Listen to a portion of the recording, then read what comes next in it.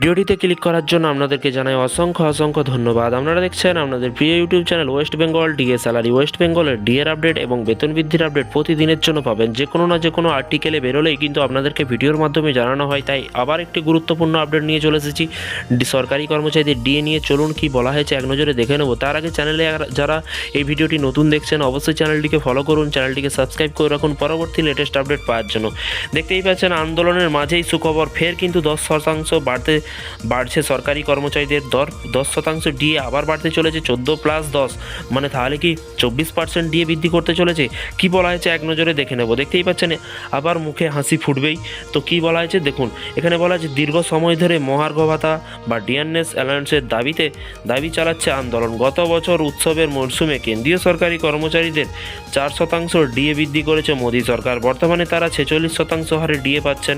এই আবহে কিন্তু এবার রাজ্য সরকারি কর্মচারীদের খুলল কপাল খুলতে চলেছে। কি বলা হয়েছে আরও 10% মহার্ঘ ভাতা বা ডিএনএস অ্যালায়েন্স বা ডিএ বৃদ্ধি পেতে চলেছে রাজ্য সরকারি কর্মচারীদের। তবে সকলের জন্য এই ঘোষণা হয়নি। রাজ্য সরকারের এক মুখপাত্র জানিয়েছেন 12,000-এর মতো সরকারি কর্মচারীদের 10% হারে মহার্ঘ ভাতা বৃদ্ধি করা হয়েছে। জানিয়ে রাখি সাম্প্রতিক উত্তরপ্রদেশ পরিবহন নিগমের জনসংগম আধিকারিক অজিত সিং জানিয়েছেন উত্তরপ্রদেশ পরিবহন দপ্তরে 12,000 স্থায়ী সরকারি কর্মচারীদের 10% হারে কিন্তু ডিএ বৃদ্ধির অনুমোদন করা হয়েছে। উল্লেখযোগ্য আগে পরিবহন দপ্তরে কর্মীরা 28% হারে কিন্তু ডিএ পেতেন। এবার প্রাপ্য ডিএর পরিমাণ গিয়ে দাঁড়িয়েছে কিন্তু 38%। এই 12,000 স্থায়ী কর্মচারীদের বেতন প্রদান করতে মাসে সরকারের প্রায় 76 কোটি টাকা কিন্তু খরচ হবে বলে বলা হয়েছে। এবার আরও 10% ডিএ বৃদ্ধির ফলে প্রতি মাসে বাড়তি 8 কোটি টাকা খরচ হবে রাজ্য সরকারের। ইতিমধ্যে সরকারি কর্মচারীদের 10% বৃদ্ধির সিদ্ধান্তে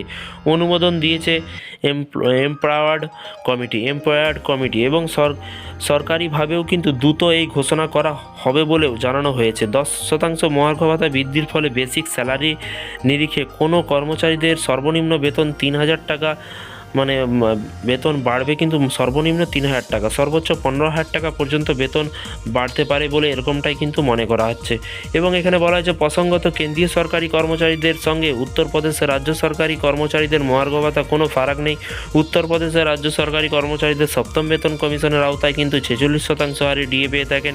ওইদিকে একাধিক রিপোর্টের দাবি করা হয়েছে ফের কিন্তু 4% মহার্ঘ ভাতা বাড়াতে পারে কেন্দ্রীয় সরকারি কর্মচারীদের। বিভিন্ন সূত্রের খবর 2024 সালে মার্চ মাসে কেন্দ্রীয় সরকারের কর্মচারীদের ডিএ 4% বাড়ানো হতে পারে। বিশেষজ্ঞ মহলের মতে কিন্তু 2024 সালে মার্চ মাসের মধ্যে কিন্তু মহার্ঘ ভাতা 50% বা তার বেশি হতে পারে।